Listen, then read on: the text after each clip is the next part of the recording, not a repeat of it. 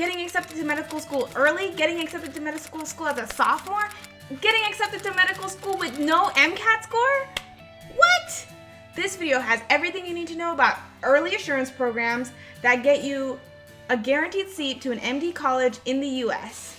What are they? Where are they located? What the conditions are, and finally, the pros and cons of getting in. Hi, my name is Supriya. I am an accepted student to University of Kentucky College of Med through the early assurance program that they have. All right, so what are they? These are programs in undergraduate colleges that guarantee you a seat to their medical school with a minimal or even no MCAT score, along with a adequate GPA of around 3.5. There are 19 undergraduate schools that currently offer this program, but honestly, they vary every single year. So definitely please check the colleges that you most want to go to and see if they have any type of program like this. The program is set up where if you excel as a sophomore, you can apply for this program and they will guarantee that you will get a seat to their medical school. Here are some common requirements. A very low MCAT score, like a 504, which is like the 68th percentile, something like that. An adequate GPA, like a 3.5, which the average to actually get into med school is like a 3.7, so that's actually extremely generous. You need to be classified as a sophomore or a junior, and most colleges need you to join their honors program after you get into the EAP program. I looked through the links that I found, and with most schools that require no MCAT, they do need your ACT or SAT scores. I've posted down below every single college that I've found out so far that has these. I've put all of the search terms in the description. Copy that search term, put it into Google, and put early assurance program after it, and it'll show up.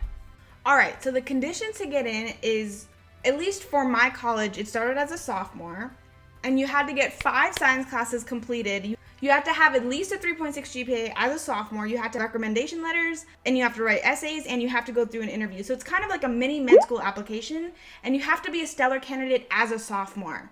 Each program will vary on its actual conditions. Like for some schools, you need ACT and SAT scores. So I would really just look at the school that you're intending to go to and look at their conditions and requirements. But honestly, I didn't really think they were that steep to be at least eligible to apply. All right, now I want to talk about the pros and cons. I'm going to start with the cons because there aren't that many, and stick around for the pros for sure because there are a lot. As someone who went through this program, I'm going to give my honest feedback, totally honest, because I want you guys to have all the information that is in my head. All right, my biggest con is kind of like a mental thing, is that the low MCAT score that they give you is almost like a false sense of security. Because it's genuinely like taking 8 final exams in one test. It's literally a monster of a test, and it's 8 hours long. You must take it extremely seriously, and to do that, you have to aim for like a 512, no matter what the actual score you need to get in is.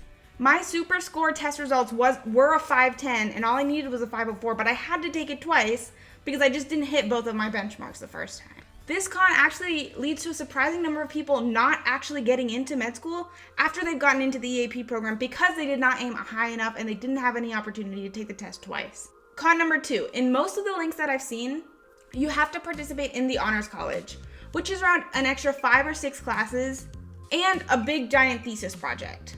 If you have a major that really meshes with this, that's super great. But if you come from a community college like I did, these extra parameters will make it so that you have to maybe take an extra semester or an extra year. I had to take an extra year. This last semester, I only need 1 class, which is Spanish 202, but I did genuinely have to take an extra semester. And the biggest con is that you cannot apply to other schools. It's kind of like a give and take where the school realizes you're a good applicant, you're a potentially good applicant, they are betting on you, and you're betting on the school.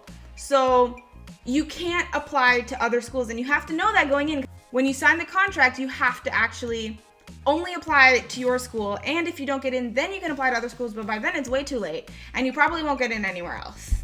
So you have to be committed to the undergrad school you're going to, like the people, like the location, all that good stuff when it comes to picking a school. All right, so now the pros. The insurmountable relief you get from being in this program is like unbelievable. I could not even tell you how much relief it is. The last 2 years of my college experience was so much more happier. It was so much more happier. It was so much more relaxed. It was so much more efficient in a certain way because I really worked on my mental health. I worked on my friendships, and that's kind of the benefit of this program. They don't want you to stress out so much about your GPA where you need to get 4.0s. I mean, I did for the most part get 4.0s, but But I think that part of that is due to having the other stuff taken care of. Like, I started going to tennis classes when normally I would have spent that time doing extracurriculars like volunteering or shadowing. Now, I'm not saying just stop all your extracurriculars. That's not really gonna fly. But it gives you this safety net. And it's an amazing safety net.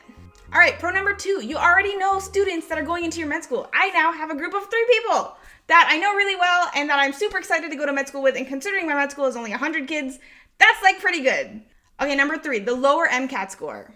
Obviously with the con, it is slightly a con, but this is the most beneficial thing by far, I truly believe. This test is humongous, it's massive, and I don't know if I could have gotten into med school with the score that I actually did get, which is just, yeah. I mean, maybe I would have gotten a better score if I hadn't been in the program, but we don't know, and I don't really want to find out. Number 4, the leniency with your GPA. This allows you, again, the safety net of if you have to get a B in a class, you can. All right, this is kind of like a secret tip, but like all the essays and the interviews and the recommendation letters at that point, and the secondary essays, they're kind of like a formality at that point because you do have the conditional acceptance as soon as you get the 504 MCAT and the grades.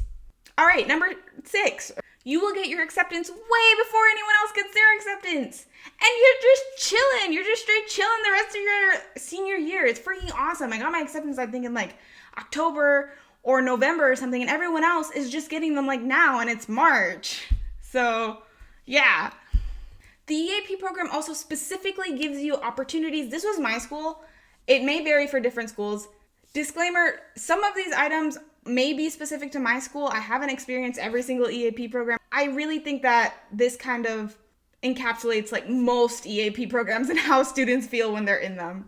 So in my EAP program, we had a bunch of like workshops and programs to like get your application right. We had essay workshops. We had mock interviews that we were forced to do. We had like monthly EAP events and stuff that we had to attend for the entire 2 years that we were in this program. That included opportunities to shadow doctors. That included doctors talking to us about how med school is. All these kind of private events, and you really make some great connections. The last pro I wanted to say is truly just how much relief you get from being in this program. So if you have this opportunity to get into this program, check out this video right here, which will give you all of my personal tips to getting into a program like this. And I wish you guys all the luck. You guys are freaking do awesome. Okay. And links are down below for every single college that is right now available for EAP programs. Good luck.